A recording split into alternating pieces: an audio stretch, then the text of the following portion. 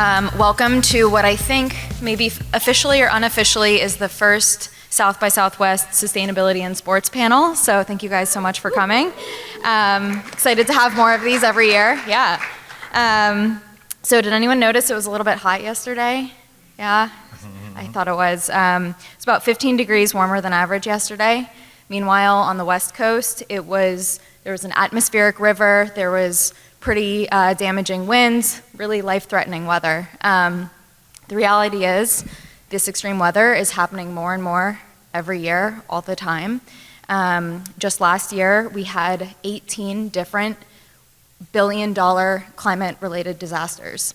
That affects our sports venues, our schedules, that really affects our ability to make money, the ability for our athletes to stay healthy, and really affects the sports industry as a whole.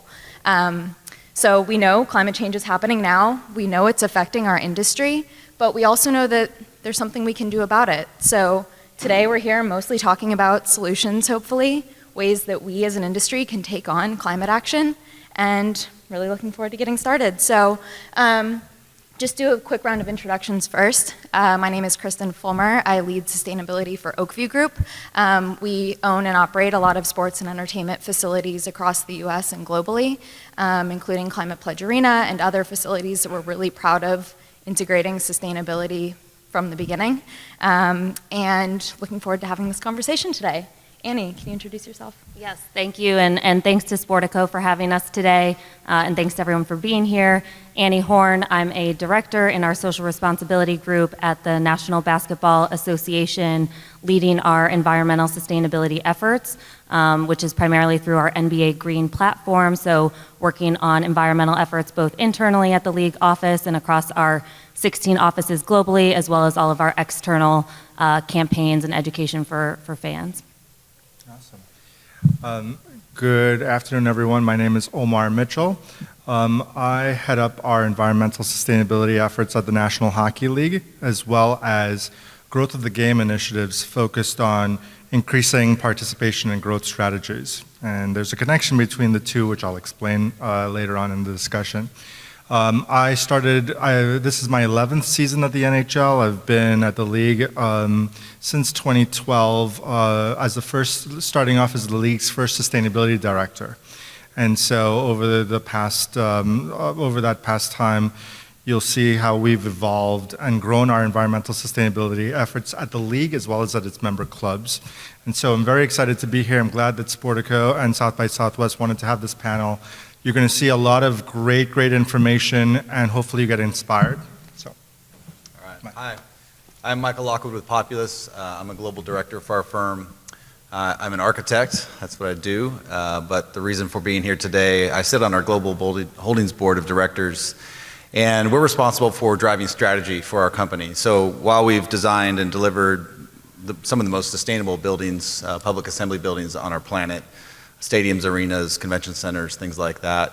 What I'd like to talk about today is less about the technical delivery of projects, but more as an organization, how we're working with partners in the leagues and OBG to determine a future together, a collective vision for how we can face the future of a quickly changing world. And so we've organized, and I'll talk a little bit about how we've started to reorganize our company to address that with different roles and different responsibilities, from visionaries to designers to architects and the technical team. So great to be here. Thank you. Yeah, thanks, Michael. And maybe we might just stick with you and just hear a little bit more about the role of visionaries and really what your role is as designers and really architects of our entire places as well as the sustainable places. Yeah, so we think of ourselves as strategic advisors for our clients. We do work on projects. At the end of the day, we're designing and delivering venues that have to perform. We think the new baseline is net zero. We'll talk about that. But working with clients and establishing a vision, we do like to compartmentalize a little bit to say, all right, if you're not thinking big enough, we want to help you think that big. So aligning ourselves as visionaries with the industry, but then with our clients, asking those big, bold questions to begin with. Before we draw anything, before we conceive of anything, it's what do we want to do? And so that's that visionary role, which we love to be a part of that. We think that's our highest value, being strategic advisors to our clients. In the design world, that's where you're starting to think of these really creative solutions of how to address these problems that are facing us. So you have a vision, you establish bold goals for the future. Designers, we love to think of new and innovative solutions to address these and implement these goals. So we're working with teams collaboratively with the owner and leagues and teams to really enact that vision. And then as an architect, you're working with hundreds and hundreds of professionals from the design and building and engineering entities to really bring it all together and deliver the project from a technical point of view. I'll say that process typically for our projects can take anywhere from 5 to 7 to 10 years. So you think about where we are today in 2023, some of our projects have started to be conceived of, 5 or 7 years ago. So things we're working on right now are super exciting because now we have built work that is net zero. So where are we going to go in the next 5 and 10 years? It's really exciting to be a part of, but it does help to think about the role of visionaries versus architects, and I would say the goal making versus the technical delivery of the work. It's quite broad what we do. Well, and I think the important kind of high-level piece of this is that sustainability is really critical in integrating into all facets of the sports and entertainment industry because we have such an amazing platform for influence kind of broadly. Omar, curious from your perspective being with the league itself, how do you really kind of emphasize the importance of sustainability through your fans, teams, and Sure. athletes? So when you think about it, our business is all about engaging fans around our product. And our product, whether it's on the ice, on the court, on the field, right? We have millions of fans that watch our games and watch our sport and are passionate. And they are excited by what's on the field of play. The sports industry has a way of moving culture and moving society in a way that not many other industries can. And we have a history of this when we think all the way back, particularly in the US, to Jackie Robinson, Billie Jean King, Magic Johnson, Muhammad Ali. So we have a history where sports is leading the way on societal change. So that's at a macro level why this is so critical, right? And if we can use our platform to influence the millions of fans that watch our game, that's where we're going to have impact. When you can think about it from the NHL's perspective, why it's relevant to us, and this is why it's relevant to our teams in the league, our sport was born on frozen ponds. We need cold weather, we need fresh water, we need healthy communities to thrive so that kids can play outside. In addition, we play in a giant refrigerator. An NHL arena has an ice sheet that needs to be kept cold. So we're very energy intensive. And so from all of those different standpoints, it's material to us as a business to ensure that we can move the needle forward in not just advancing this effort to our fans, but also to making sure that it's inherently built into our business. And that's why we need partners to help us along the way. That's why we need colleagues along the way to help drive that agenda forward. Yeah, and I might build on that, Annie, just in terms of building it into the business, what other facets can sustainability show up within the business? Communications, other areas? Yeah, I mean, absolutely. It shows up in all aspects of our business, from communications to how we're approaching and planning our events, to where we're hosting events, to the material that the jerseys are made of on the court and our players' shoes are made out of on the court, to the naming rights partners. We've seen a lot of naming rights deals made over the last couple of years with some of our teams, notably Phoenix Suns and Footprint Center, Ball Arena, and a number of different partnerships. You see it in community activations. How can we be keeping in mind climate justice and environmental justice when we're looking at giving back to the communities that support us on the court? We know that climate change is disproportionately impacting underserved communities of color, and so when we're looking at our community impact strategy around our tentpole initiatives like NBA All-Star, NBA Finals, sustainability shows up in that as well. So it's literally every single aspect of business to agreements. I could go on, but it's that's part of the challenge, I think, too, in just ensuring that we're keeping this in mind in everything that we do. Yeah, and I think the partnerships component is really key because like we know corporate brands care about sustainability. They all have their own sustainability goals, and like Omar and the rest of this group have said, like we have such a great platform that when we can put these things together, we can have a huge amount of influence and go further faster if we're working with these brands that have these aligned goals. So yeah, really important to leverage those partnerships and work together across this. So we talked about kind of just generally the importance of this, but I know it's kind of hard to even kind of grasp how sustainability is actually showing up in our industry. Omar, I'm curious, since you mentioned 11 years at the league, what has that transition been like, and where is sustainability showing up in your job? So it's interesting. We can track the sustainability movement. Sustainability in sports has been around for quite some time. It was happening at the club level.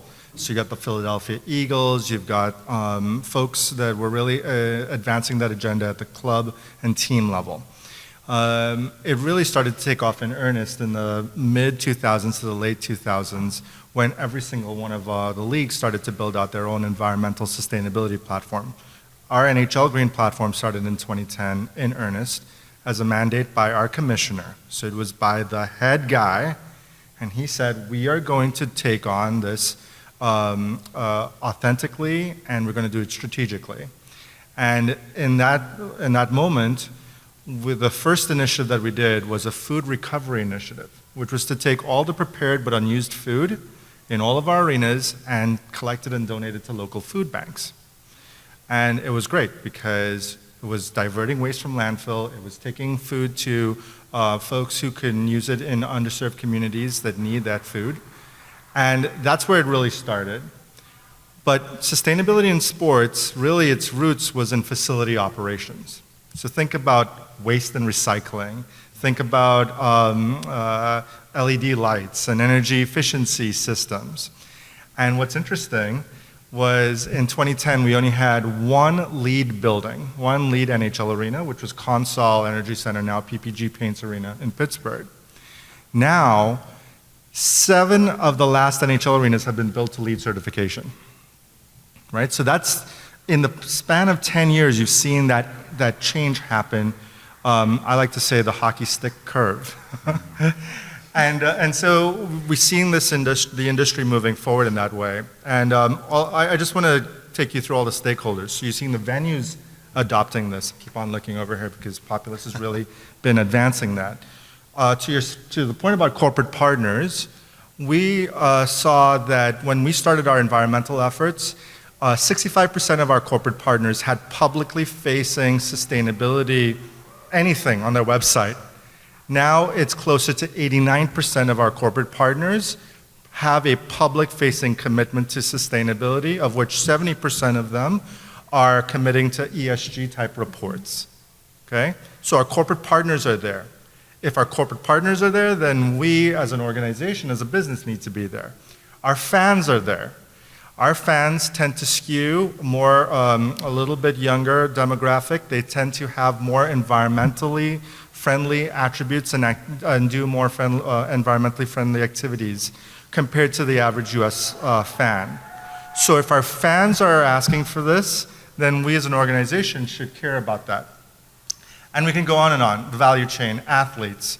Our athletes, some of them, I saw one of the panels yesterday, we talked about athlete engagement around social causes. And we're seeing more athletes talking about the issues that are meaningful to them, right? And for NHL athletes, they don't have to go and talk about how environmentally sustainable they are. They just have to talk about how enjoyable it was to skate on a frozen pond in growing up, and the joy and thrill of that. And that's what gives it their authenticity. So you've certainly seen that movement, and it's exciting to see where it's come from now with arenas like Climate Pledge Arena as an example. Yeah, and I think that transition over time, I mean, we're just going to see this more and more, and it's going to not just be like a nice to have, thing where we have a few good examples, but it's like a critical component of how we operate our business. So Annie, curious just to hear how you all think about kind of the environmental sustainability side that we just talked about and how you weave in some of the social impact, health and wellness components of your work. Yeah, it's a great question. I mean, I think everything is connected to everything else, right? We talk about how economic health is connected to human health is dependent on planetary health is dependent on economic health. And so everything is connected. If we're, thinking about the partnerships that have showed up in our business with Footprint Arena coming in, they've really helped bring sustainability and sustainability operations to the Suns in a way that they, was newer to them. If you think about some of the steps that we've made that have reduced our emissions, so this season is, the least amount of miles traveled by teams in our 82 game history. And so compared to last season, we reduced the number of miles traveled by 50,000. And so, was the primary driver of that, environmental sustainability? It was not. It was our player health, but the two are absolutely interconnected. In reducing the amount of miles traveled, you're reducing the emissions that, creates better air quality in communities. Better air quality in communities means players and fans and kids can go outside and play basketball and hopefully become fans of our game. And then there's the economic opportunity that follows, hopefully. So they're all very much connected and something that we're constantly thinking about how we can strengthen as we grow this work within the league. Yeah, you don't have to, take on climate action or initiatives because of, you want to save polar bears in the Arctic. Like, that's critical, but it's really about protecting your players' health, thinking about air quality, thinking about all the extreme heat events or the loss of pond ice. All of these components are affecting the way our athletes play the sports that we love. And that's why these issues are really critical to the future of our business and industry. I love that you said that, because I think there's been a challenge in communications around this work for decades, and in a way that hasn't resonated with fans in a meaningful way or resonated with people, customers, whomever it may be. I think so much of it is trying to make it personal, right? Yeah. Whether that's cost saving, whether that's, maybe my husband and I move cities if we're gonna have a kid because I'm concerned about the air quality in the neighborhood that we live in, And so it's trying to leverage our platform to bring this message in a way that is more relatable for fans and touches them at home versus, in the Arctic. Can I just put a fine point on that? When you think of environmental sustainability as a practitioner of this work, you feel like, oh my God, we have to save to your point, the polar bears. And sustainability can be spoken about at a global level, but when you're talking to fans, you have to talk about it at a hyper-local level, because that's what's meaningful in the communities where we live, work, and play. And I'll go a step further. I'll reference my colleague, Andrew Ferentz, who is Stanley Cup champion, who was one of the instigators of how we started our NHL Green Initiative. And he will say it's all about respect. When you boil it all down, when you boil down why we're doing this, why he loves to do it, it's all about respect for yourself, respect for your family, for your team, for the communities where you live, work, and play. And that's why it has to be hyper-local, because otherwise you can't worry about the lungs of the earth and the Amazon and whatnot. It has to be something that's specific to home. Yeah, and we're talking a lot about kind of messaging and how to engage people, but let's maybe talk about the buildings that we operate in as well, because that shares a message in and of itself. So Michael, curious from your perspective, where sustainability is showing up in your work and some projects that you're really proud of. Well, I think it's a great point what Omar just mentioned, because a lot of times people associate what's right in front of them with what they can do. So the buildings they live in or they can go touch, or the neighborhoods they can be a part of. So a lot of times it comes we're the focus of the issue, which is fantastic. We don't mind being that at all. I think it's a great opportunity. I think for Populous, we've always tried to reestablish benchmarks globally for facilities. So I think when we ask what they look like, hopefully everybody in this room has maybe been in a Populous venue. That'd be fantastic. But we go all the way back to, we reintroduced urban baseball stadiums in the 80s, like Camden Yards in Baltimore. So reintroducing a sporting event into a community where they had been purged for so long just that act alone starts to regenerate the social and economic aspect of that community and that neighborhood. It brings jobs, it reduces transportations, it brings livelihoods. There's so much that just that facility can do, let alone if it's a green facility, just the idea of locating it there. And then you go through the years, in 2000 we designed the world's first green Olympic stadium for the Sydney Games. It didn't exist before, so we established that criteria. And through the ages, Pittsburgh Arena, Nationals Ballpark in DC where the Nationals play baseball, that was the world's first outdoor lead facility. So we've always sort of pushed the boundary, which is great, but those are the tangible things that people can go and see because they're a part of them, they go and visit them. So I think buildings rightfully deserve a hyper-focus because it is right in front of you. And I think what it looks like now, like I mentioned, we're unfortunately not allowed to talk about a lot of our projects coming up. They're super exciting, but also super confidential. But Climate Pledge Arena in Seattle is just, I would say, the most recent best example of what a building looks like. And it's incredibly complex. And has anybody been to Climate Pledge Arena? Okay, a couple people. So, you take a building, and before I would talk about the building, I want to talk about the vision because we worked with OVG and Tim Leiweke and basically coming out, before we address any of the technical issues, we're going to design the world's first net zero arena. Awesome. Big, bold vision, goal, everybody can fall in line. It becomes the new baseline or the new benchmark, which I believe it is now. But when you actually go and look at the site and say, okay, how are we going to put an NHL and NBA arena underneath an existing historically registered roof structure in the middle of Seattle? The complexities around that I think, are opportunities. We love these opportunities. We love these challenges as designers and architects and engineers. It provides the ability to tell the story to the community, to the league, and to the world about this is what it actually looks like. This is what a net zero building looks like. And so there's all kinds of storylines about preserving the historical roof structure that was built for the 1962 World's Fair. There's tremendous urban infrastructure in the location to take advantage of. So now OVG just announced when you buy a ticket for Climate Pledge, you get a public transportation pass as part of your ticket. It's like fantastic. So these things really start to work together as a mission. But then I think for Climate Pledge, there are a series of things that were done that make it exciting for people. We want people to take that story and go tell it again and again and again because it's something that they experienced in their lives. They can talk about it. They're not talking about the polar bears. They're talking about, I just went to a Kraken game. Did you know that the ice on the rink is made from rainwater that they capture on the roof? Like that's super tangible. It's very real. But rain to rink and the greenest ice in the NHL, those are the kinds of things that people actually fall in love with. And they can go tell that story and they say, I didn't know that was possible. So our buildings, they can actually be manifestations of the vision. And then everybody that attends them, if they understand that story, they get to go take that and spread that elsewhere. And who knows what they're going to do with it. But I do love we love the fact that our buildings are the maybe only tangible component to what green architecture might be. And we love that they're going to go spread that and improve not only their lives, but those who they come in contact with. So we love the attention buildings get. I think it deserves the attention. I think net zero is the new baseline, and we're really excited about where the future is going to take us. So.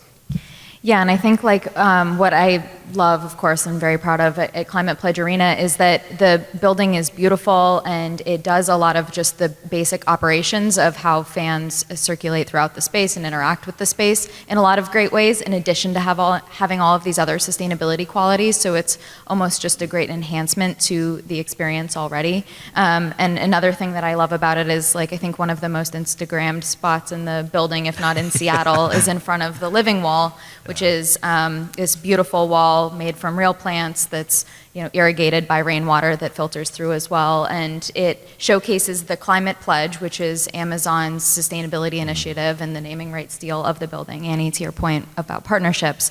And it's just a really engaging place, but it also kind of evokes sustainability really passively. So fans don't feel like they have to go there and learn a whole bunch of information or be educated, but they're just understanding how sustainability can be interwoven into our spaces in a lot of great ways. As we were prepping, we realized that all of us kind of touch Climate Pledge Arena a little bit because it's home to the Seattle Storm, a WNBA team, the Seattle Kraken, an NHL team, and of course Michael's firm designed it. And I work for the company that owns it. So it's been really cool to see that process and see how each of us can engage with one physical structure in so many different ways. Michael, I might just stick with you. I'm curious, you talked about aligning the vision to the actual design. What are the challenges of that process? There are a lot. I think the projects we do, I would say we might be known for our new venues, Buffalo Bills Stadium, for example, a new venue. But the majority of our work are really complex renovations. Climate Pledge is it's a renovation. And so I think when you look at the technical challenge, we always, again, we push our clients to start with a vision, and we're happy to push. We think it's our responsibility as architects and designers to push the conversation to where it should be, often around the idea of sustainability, of course. But once the vision is established, there are so many technical aspects to actually delivering on that promise. I think what's beautiful about the design industry is that we truly believe we can solve any problem. We put people on the moon, we send things to Mars, we do all kinds of amazing things. And here at home, I just don't think the vision has been established to be bold enough typically. Unfortunately, we get to experience projects that do that. But I think some of the major challenges, especially with renovations, when you're dealing with sometimes very antiquated structures, you think about moving away from fossil fuels with old MEP or plumbing systems, the things that we come into contact with, and we've got to make those tough decisions because those take significant investments from our clients. And do you want to make that transition into the future and focus on renewables and especially with renovations where you've got these massive antiquated systems that you really need to bring up current and address the future? I would say technically it's not a challenge. Typically it's investment and funding and partnership and really a desire to push toward that goal. But I would say the challenges are really revealing what those issues are to the general public, talking about why it's important. Most people don't like to hear about the cooling plant or the plumbing or the mechanical system, but these buildings are living, breathing machines. They can be designed poorly or they can be designed to be net zero or regenerative. So we want to push that conversation while being very technical. And I say aligning the vision with the technical solution is always the magic, right? Like I said, rain to rink. Give them something they could care about, and then everything else sort of falls in behind it. Well, and that's like the rain to rink system makes a ton of sense for Seattle. I think we all know that it rains a lot in Seattle. It might not make as much sense here in Austin or another place that doesn't have as much rain. And so those like hyper-local solutions that are really engaging and visible, I think is critical. And I think as the owner, I know I can attest to the fact that you mentioned one of the challenges being cost. That's definitely one of the biggest challenges that Oakview Group faces in integrating sustainability. And like at Climate Pledge Arena, that project truly would not have been possible without the naming rights partner being Amazon. And they've been a great partner because they've held the operations team accountable along the way, making sure that they are integrating sustainability more and more and meeting all of the sustainability criteria of the naming rights. But I think we know across the various leagues, across the various sports, not all buildings are going to be Climate Pledge Arena, and that's okay for now. We know it's possible. We know it's possible to build to such a really aspirational, amazing level, and it helps set an example for other facilities to just take some lessons learned and make it easier to work with the vendors and all of the great solutions that Climate Pledge Arena really made possible. So I know that cost is oftentimes a challenge. Omar, from working working within the league, what are some challenges around like engaging teams around sustainability since you work a lot with them? Yep. So think of my role as an internal consultant for our clubs and their venue partners, similar to your role, Kristen, and similar to you, Annie, as well. So there's all types of challenges. We got challenges every single day. The first is that, look, we have 32 franchisees across North America, 7 in Canada, the rest in the US. And everybody's on a different path of their sustainability journey, right? So you got the climate pledges of the world and the Kraken, and you got those folks who may not prioritize sustainability as much, but they understand and they see the value. And so the idea is, how do you work within the confines to make sure that the rising tide raises all ships? Okay? So that's what my job literally is to do, is to figure out how to bring everybody up and to do it credibly and authentically so that progress doesn't stand in the way of perfection. We're not trying to be perfect here. We are not going to be net zero in every single building in the next 10 years. And that's pretty much impossible. So what do we need to do in order to get this, this big tanker ship changing course? Because we know that we're not going to change on a dime. And so literally the tactical things that we're doing is that we're showcasing the examples of the arenas that are doing it well. So Climate Pledge is definitely one, but you've got UBS Arena, the Islanders, who also know the OVG property, that just opened up and achieved LEED certification, a new facility. We're seeing new existing buildings like Wells Fargo Center in Philadelphia using green power. You're seeing Minnesota that had a 25-year-old building, I think they were 1999, so almost 25 years, achieve LEED existing building certification as well as ISO certification. They are building in these processes, and what you're seeing is that some of these buildings are reaching end of life for some of the existing, the guts of the building, that infrastructure, so they have to put in new technology. And so what we try to do is shine a light, using the experts, on the technologies, products, and services that are going to help move the needle forward, make these buildings more energy efficient, and therefore save money and achieve operational efficiency effectively. That's all we can do. We can really shine a light on these things and showcase how we're going to move the industry forward. And in so doing, then you start to build a momentum.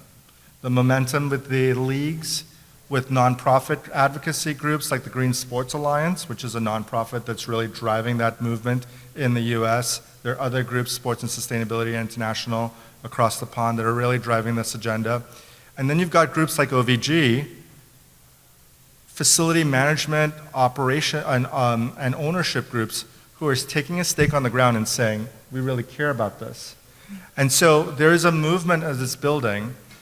I do believe that Climate Pledge and the Kraken is the tipping point. I do believe that's the tipping point, and now we're going to just see now this is going to become standard operating procedure. But it's a challenge. There's no doubt about it, and that's why we need to continue to move the industry forward in this, right?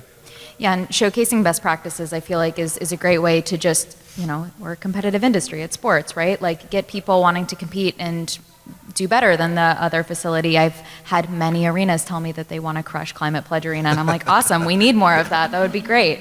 So I think like being able to showcase those best practices so people understand what the next best thing is to beat, whether it's energy or water, whatever topic they want to take on. I know Major League Baseball has a Green Glove Awards, and there's great ways to just kind of incentivize, whether it's within the league or externally as well, recognize that great effort.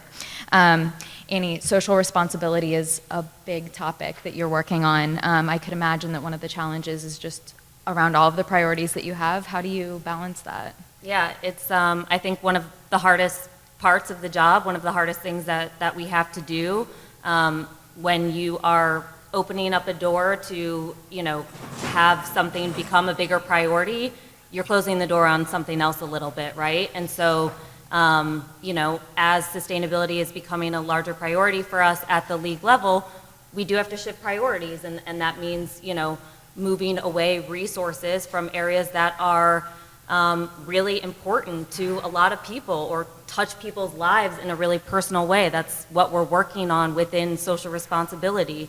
And so it's an enormous challenge. I think we're fortunate in the sense that we have incredible buy-in from across the company. Our commissioner, Adam Silver, has been behind us 110% on this issue in advancing this as a priority. We have colleagues from across the business. We have 50 colleagues in an MBA Green working group who have just been absolutely unbelievable in advancing this, embedding it into the operations of their work. We had a colleague from our events group put aside proactively $25,000 to incorporate sustainability into one of our global events, which, like, for any other like business operations, you just don't see people, you know, offering their budget for something else. So it's been incredible, but of course there are so many challenges that still come with it, from the balancing of priorities to just thinking that Ultimately, what a lot of this, I think, boils down to is trying to change human behavior. And humans have been behaving in a way of, excess waste forever. We haven't, had sustainability top of mind in the same way, I think, until more recently. I have a 12-year-old niece who now has incorporated climate impacts as an aspect of where she's going to shop. I'm like, you just started walking. I don't know how you're like thinking about this. It's unbelievable. But yeah, there's a lot of challenges, but I think we're moving in the right direction. And I think we know that and see that based on the responses that we get from our fans, from stakeholders across the board. From our teams, from the marketplace, from partners. Yeah, I mean, having 50 people just engaged in the topic is, I know, feels pretty new to me. Omar, I'm sure, it's 11 years ago, you might not have had a similar experience. And so this progression with more and more interest, I think is exciting, but I know I find it personally a challenge because everybody's interested in sustainability and their version of it. And so then, when they come to us and say, hey, we should do this and we should do that, then it's a whole different set of balancing priorities because we want to make sure that everybody feels supported and engaged, but also we have to focus on the most material issues for our business and focus on the biggest areas first, which is really a challenge. Just to build off of that really quickly, and so even when we talk to our fans, right, what gives us the authenticity and the credibility to talk to our fans about this work, it's only if we have our house in order. We need to have our house in order.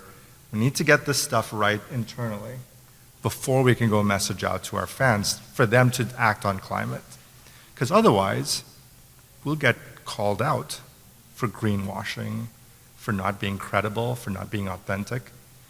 And that's why all of our work that's what puts this priority on our work and makes it super important, because that gives us the credibility to say, we're prioritizing this at the commissioner level, through all of our working groups, at the club level, through the ownership groups, all the way down to our facility operations teams, because otherwise we lack credibility and authenticity.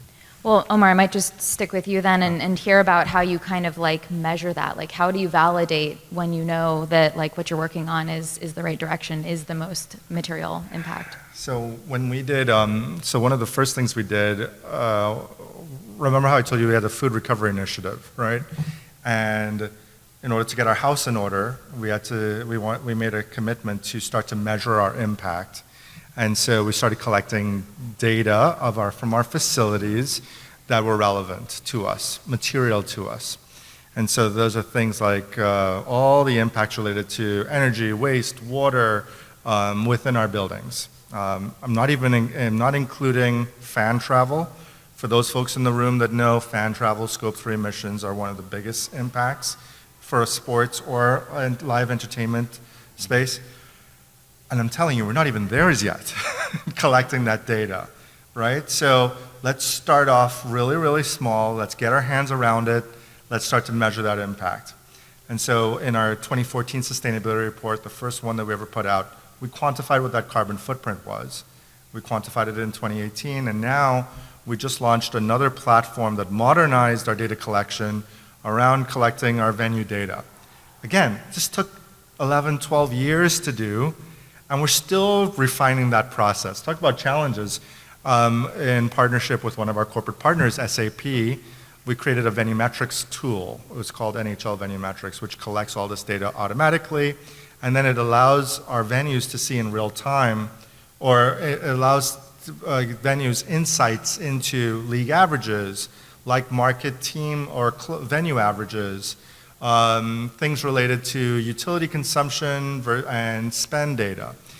All of these things are really in the weeds and the numbers, but this is where the rubber meets the road when it comes to environmental sustainability, because we know from our carbon footprint that 70% of our emissions is related to our facility operations. So we can't impact what we do not measure. That's why measurement is important. We're going it all the way back to basics. And then we can get the credibility to go and say, here's what we're doing at the league, here's what you should be doing, fan. Yeah, and like really our industry hasn't historically had this baseline, so we really don't know how our buildings have performed in actuality, waste output, energy consumption. much less understand how different buildings perform against each other. So it's really critical to make sure that we have a baseline and a consistent baseline across all of our buildings. Of course, hockey teams and basketball teams play in the same buildings, so we need to make sure that we're all using the same kind of methodologies to understand, because this data will help us really guide future decisions. And it's hard. Yeah. It's really hard collecting all of this data. It's very nuanced. It's very slow moving.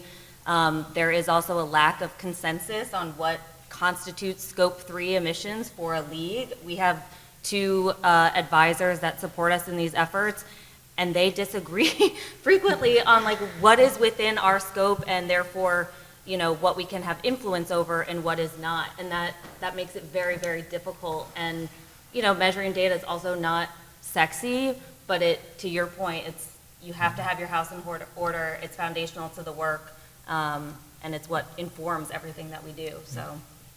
And just to clear up, so Scope 3 is basically any carbon emissions related to stuff that you might not have direct control over the emissions from. So food and beverage procurement is huge, don't necessarily have control over how that emissions happened, but you know that you have to purchase that food to serve out to people. Yep. Same thing with fan travel. You can't necessarily control that, although you can equip them to do better. And so it's arguable whether that could be considered within your footprint. Our footprint, Oakview Group's, being different than the league's potentially. Michael, from your perspective, how do you guys measure success across your projects? Well, so we're a people organization, design firm. So we are humans drawing things and designing things. The buildings we design are measured very differently than we are. So one thing for us, like I've mentioned, we've always pushed the boundary, just being what we feel is doing the right thing in the design industry.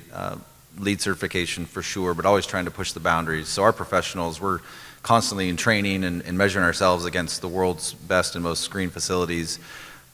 Super excited to announce that I can't mention the name yet, but we've created a global head of sustainability role for our practice because we saw this gap a couple years ago at the Global Holdings Board meeting. We saw this gap between the visionary work of the board and all the architects that are delivering the work. And so we wanted somebody to kind of step in the middle there, a person that could oversee everything and really push us to that next level. So hoping to announce the person in the next sort of month or so. Really exciting, but it starts to give some framework about our human capacity to address this issue. And I think it's just going to take us into the next level of sustainable design. Our venues, what's great about the current sort of understanding of LEED or sustainability for our venues, there are measurables. So you can measure a venue, commission it. You can say, okay, is it behaving the way that we designed it to behave? That's fantastic. We should have ongoing measurables, but as you guys mentioned, it's really just at the start of that process. And I think what's so important about the sustainable nature of our projects are the operations, like people that are actually taking care of everything. So the building is just one small part of the entire operations of a venue. And I think, when you start to look at these buildings, we think they're most sustainable when they're most full, when people are just using them again and again and again, which is really exciting. You have the most impact, but then also the most demands. And I think when you look at the arenas, so we did UBS in New York as well, and Climate Pledge, these venues are hosting more non-sports events than sports events, entertainment, concerts, all of the things that they're used for, which is great. We love when buildings are used, because when they're dark, they really can't do anything. So it's the operations, is the building behaving from an engineering and design point of view like we said it should or designed it to do. We have metrics on that now. But I think it's a very, very human and physical business, and the magic is somewhere in the middle and how those things interrelate. And I think now that we have data, we can begin to measure and push the boundaries even further and further. And I'm glad you mentioned the entertainment side as well, just because I think this just adds to the list of stakeholders that are pushing us to be more visionary. And of course, like what happens at the building design level and your future head of sustainability, which I'm really excited about, affects then, the NHL and the NBA's footprint because you're designing a building that's more efficient from the beginning. So it's really such a critical kind of ecosystem of stakeholders. That's like when Coldplay says, we're going to play at this venue because this building has enviro attributes, or Billie Eilish, or other artists who are also prioritizing that. That's cool. Yeah, that's where the industry's moving. I meant to mention that where sports teams, may be obliged to play in a venue, artists are able to choose. And so you're starting to see this alignment of culture and choice and venues. And that's fantastic. And then it sort of trickles down to the fans, because fans are aligned culturally with those artists and performers. And so there's a great movement afoot. And it's just putting us all on notice that, yes, they're not compartmentalized. And we talked to Kristen ahead of time that, we ask the sustainability questions first before we design or draw anything. It has to be at the forefront of your mind to make sure it sticks, to make sure you implement it well. You can't tack it on at the end, or if you do, it doesn't have the impact that it could have if you've thought about it earlier in the process. Yeah, no, for sure. If anyone has any questions, by the way, get ready to come up to the front and ask them. I might just ask you guys another question while anybody's getting ready. Curious, just like what are we thinking about next? So we thought a lot about artists, and we thought a lot about kind of just the need for data, but what's next on the horizon? What's the next frontier for sustainability in your work? I'll just go down the line, Annie. Sure. I'll just double down on data. Again, it's not the sexy topic, but it's so important. I think there's a lot of different solutions out there in terms of how we're tracking and measuring and the insights we're able to gather. How we can create better, more efficient processes in terms of collecting that data. How can we look at better macro trends across our teams and share those best practices with them? And so, data is really front and center for us as we continue on this journey. We don't claim to have all the answers. We absolutely do not, and we're learning and growing as we go. And data is going to help inform us on that journey. And it is sexy, right? Like baseball statistics are popular for a reason, That's right? what sports is. Important. It's all Yeah. stats. Yeah. Omar, what about you? Three things, and I'm going to be brief. The first is sustainability equals business optimization. So what I mean by that is, so you got Seattle Kraken, they have their Homes Climate Pledge, but they've built sustainability into their business model, top down. So everything that they do is with the sustainability focus in mind, from how they select their leaders, how they do community outreach, how they prioritize their business objectives. And I think that, again, that's the tipping point of how we're going to see social impact being baked into business operations at the sports business level. Second thing, athletes' voice being enhanced. So we're seeing a lot more athletes' voices talking about this issue in an authentic way. Eco-athletes, athletes for the planet. We can only do so much at the league level, but if a LeBron or a player talks about this, or in my case, Connor McDavid talks about this, that's where we're going to move the needle. And then the last thing is purpose-driven fan attitudes, right? So we need to get the fan to desire, to want this, to be inspired by it. We're seeing that millennials and Gen Zs are already embedded in this. Your niece, who's 12 years old, is already saying this is what she's doing. We need to respond to that because those are our future fans. So we need to be ahead of the curve. This is our future customer. So by doing this, we're setting the baseline and the foundation from now to address what their needs and desires are coming forward. Yeah, I think data is incredibly important because you can measure it, but at Populous, our tagline is, we design the places where people love to be together. And love's a really hard thing to measure. But you know it when you see it, you know it when you've experienced it, and you know it when people are coming out of a venue and their life has been changed. You know it. And we're experts in that. And what I love about that is that that's what transcends everything we've been talking about today. When you can rally everyone around a cause because they love it. They actually genuinely relate to it, they align with it, they believe in it. I think that's where the future is aligning everybody around a common understanding about the need to do things differently and better into the future. We love that as an organization. I swear we have the best job on the planet, that we get to do this every day, but tapping into the collective human potential of loving the future together. I think from a design point of view, I've always felt, and we believe, net zero is sort of now, regenerative buildings into the future.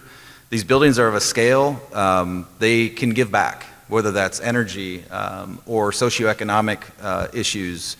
they can give back. They should give back. So I think there will be a focus on regenerative buildings. What does that look like? What does it do? Does it produce energy? Does it produce jobs? Does it produce a place, a forum for people to come together and have important conversations? We're firm believers of these buildings giving back. They're too big and too important of opportunities to miss that aspect of being a regenerative component of a community. And I think that will be the new baseline, is how much do these buildings contribute back to the place that they're in. Well, oh, go ahead. I was just going to say, I really liked what you shared, Omar, about enhancing player voices. I think that's so critical in terms of our role here in helping advance this conversation. It made me think, is anyone in here a Golden State Warriors fan? Maybe a couple, yeah. So Klay Thompson, who's on the Warriors, last year rode his bike to Chase Center and talked about how he's trying to reduce his carbon footprint. It was one of the most engaged pieces of content we had during the entire NBA Finals. And so I think that just, again, speaks to the power, a simple act of riding your bike to a game and the content that is generated from that and the inspiration that might provide to others can do. That's the power of our brands in helping move this conversation forward. Yeah, question. Tim Barber from Engager. One of the things that you've talked about a fair bit on this panel is that we're not quite at the stage to be able to measure the kind of the footprint or impact of fan travel, but you have talked a fair bit about fan education.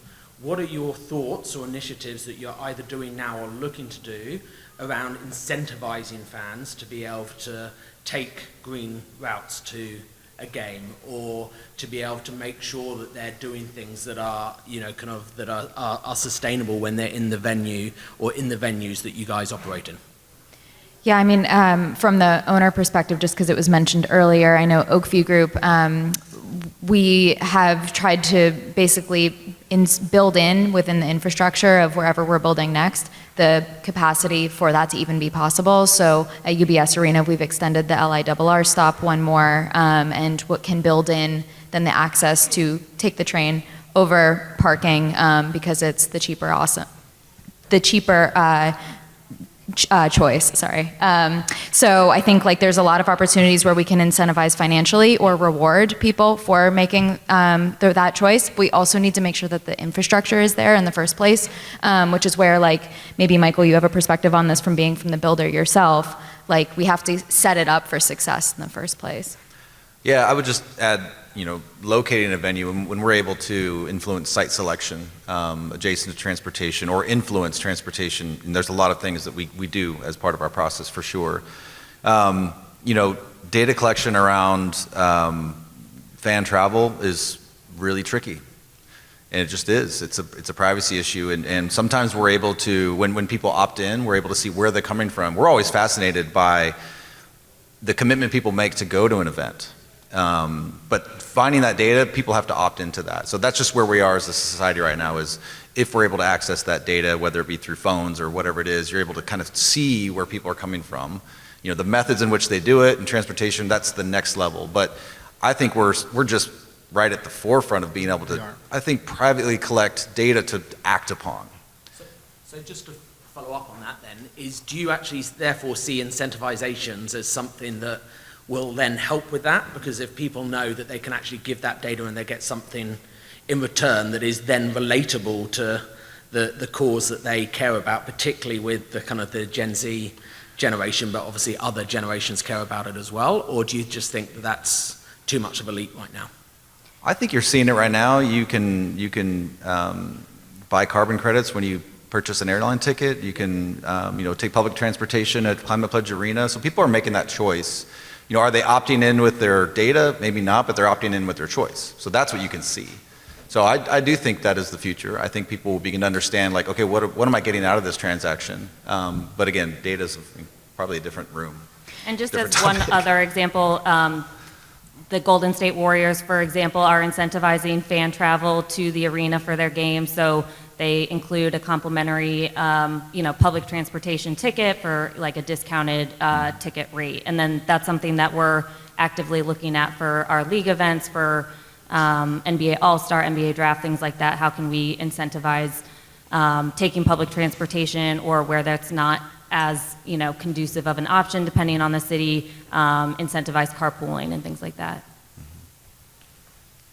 Hi, thank you so much for your perspectives today. I work with a number of companies across categories on their road to net zero, and we all know this work is a sprint and a marathon, and I'm increasingly frustrated that I'm not seeing enough sprinting. And so my question is really around acceleration. I think it's really interesting for your category when you think about an inbuilt DNA of competitiveness versus sharing a playbook with an industry. Omar, you talked about sort of a rising tide, lifting all boats. So my question's around what have you seen be most effective when it comes to industry acceleration versus individual companies and what that looks like for you?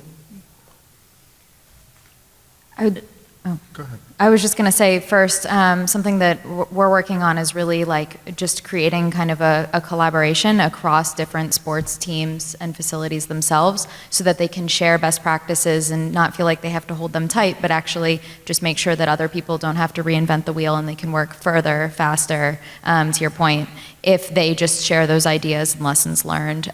So I think it's really critical that we facilitate the opportunities for people to share those best practices and feel comfortable with that and talk about the challenges kind of openly together. But I think also having people like Annie and Omar throughout the various leagues be able to be in positions to just better equip everybody with that is a really critical component. And I think in terms of accelerating the work and the movement, I think that the market is driving that in large part. I think that teams can now see that there's a business opportunity, there's a revenue generating opportunity here, and that helps, and it's not something that we need to shy away from or have to shy away from. And that, to have, authentic partnerships in this space, you also need to be doing the work. And so that helps, I think, move the needle. I think that, again, fans, especially Gen Z, having this top of mind in terms of the brands that they're going to engage with helps teams know that this is something they need to respond to. I mean, in the last 10 months alone, we've seen a 15% growth in the number of teams who have dedicated folks working on sustainability. So it's accelerating for sure. And again, I think that's in large part just driven by the market. One last thing on this point, which is, so looking back 11 years ago, to the point about technology and innovation really driving this, I'll give you an example to illustrate the point. LED lights. So we all talked about LED lights going to change the world and going to be energy efficient. 2012 was the first LED lights that were placed, game lights that illuminated the ice rink in an NHL arena in Montreal. First one of its kind, and it's great because the LED lights, they make the ice pop. It's very white light. So it's great from a broadcast perspective, energy efficient, 30 to 40% more, use less energy, so it's great. Win, win, win. Now, in the past 10 years, the technology and innovation has advanced to the point where the cost of that innovation is reduced to a point now where 27 of our, or 28 of our buildings have LED game lights. And it's not even a nice to have, it's almost like, why don't you have it? Because innovation and the innovation and the cost for that innovation has been reduced. I do think that when we talked about sustainability and innovation, those technologies were at a price point that might have been not would have been cost prohibitive. But now we're talking about smart buildings, regenerative buildings, not just in sports and entertainment, but in real estate, commercial real estate and whatnot. And because those costs are going down, we're going to see that become much more commonplace. That's exciting to me. And that's where I think you're going to start to see the needle being moved because innovation's just rapidly increasing. The last piece I would add, just for our industry in particular, it's competitive by nature, right? And in the same way that teams are competitive on the court or on the ice, they're competitive off. And so, with the Climate Pledge arenas, and I think you mentioned this, Kristen, like teams are going to continue to try and one-up each other in terms of who can be the greenest or have the newest technology or XYZ without any prompting. That's just the nature of our work and our business. Yeah, 2 more minutes, 2 more questions maybe. Sure. Yeah. My name is Brian. I work with the Eagles. There's a few of us here. Oh, nice. And green is who we are. Yeah. Yes. We is a fabric of being part of the organization. And You were an OG. What's that? You're one of the OGs. Yeah, we were 2004 when we built the building, and I think that's one of the challenges that I would ask. Climate Pledge Arena is sparkling brand new. Mm-hmm. We're 20 years in. And so how do you continue to evolve and keep it fresh and top of mind? Because once it takes place and you get so far in, it just, again, kind of gets lost at some point. And the other piece I would ask is, how have you measured or looked at revenue generation through this particular initiative? Whether it's through ticket sales, have you seen ticket sales increase because fandom has increased because of the Go Green initiative, or even corporate partnerships because of like-minded partners who are all in on the initiative? And if you've measured those types of things, or if you're keeping an eye, because that's what really speaks to a lot of organizations is revenue growth. And these things are costly. So just kind of bring it for conversation. Yeah, maybe just for renovation perspective, just for time's sake, Michael, if you could take that first bit, that would be great. Yeah, I mean, it's tough to keep attention on the issue, especially with older facilities. So a lot of times we're brought in and asked, what should we do? And sometimes I would say the baseline or to bring it to a new baseline is almost uninteresting, unfortunately, for folks other than us, right? Folks that live and breathe the building or the building type or on the design side. So getting people to care about what the right thing is to do. I'm not saying it's easier with a new building, but the messaging sometimes is easier to say this is going to be the next thing. But for those pioneers, we're now renovating and recreating the Sydney Stadium from the Olympic Games in 2000. And so again, we're relifing it. So I think there are ways to reintroduce the topic to the next generation of fans. Our buildings are generational, so you've lived an entire generation. So who are the next fans? You know, what are they going to care about? And can you reintroduce the topic to them? I don't think it's the same topic that it was when you first started. What it is now, I think it aligns with culture and athletes and the users of the building and the folks that work there. So I think there's much more of a social component to it, where prior maybe it was more of a facility and operations component. And I think migrating to that, that's where you'll get the sponsorship and the revenue piece. Is there will be much more of an alignment from, I think, the commercial side of it with culture, athletes, fans. You know, and I like to think as designers and operators of buildings, you kind of give this gift to the community. It's like, hey, we've done all we can do. Keep it going. And not that it's out of our hands, but I think that's where the future is, an alignment of that. Well, and I think like you can use the skeleton of the building and integrate and introduce a whole bunch more new technology and leverage all of the new innovations that have come out since that building was built, for example, that don't require a huge amount of changing the physical structure, but you can just introduce a lot of things to help facilitate the data collection and identify opportunities to build in more. I mean, you guys already have renewable energy on your building, but introduce more opportunities for that, as well as offsite renewable energy and partnering with organizations. You guys do a great job from a social impact perspective. What other environmental organizations can you work with, both to adjust the physical structure as well as some of that messaging and partnership? I just want to add to that because that's a really good point. We're renovating the north end zone at Gillette Stadium for the Patriots, and they're adding capacity to host events, which introduces new revenue opportunities and partnerships. So as we're thinking of, okay, this is a football stadium, or it was when I started. Now it's hopefully a 365-day-a-year events venue, and they're hosting corporate events, and which brings all kinds of different revenue streams. So I think through transformation of venues, through renovations, you can create opportunities that corporate partners can come in and engage with, and you could start to address an entirely new clientele with conferences or other things. So we're seeing a lot of that in our sports projects, is how do you use them outside of sports and entertainment to make them more sustainable?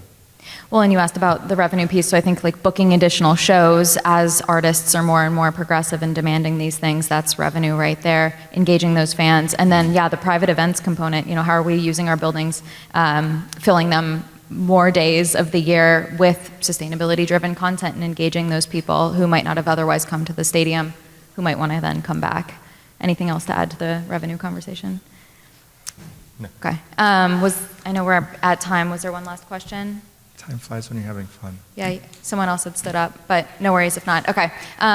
Thank you guys so much for this conversation. Thanks to Sportico, and thank you all for listening.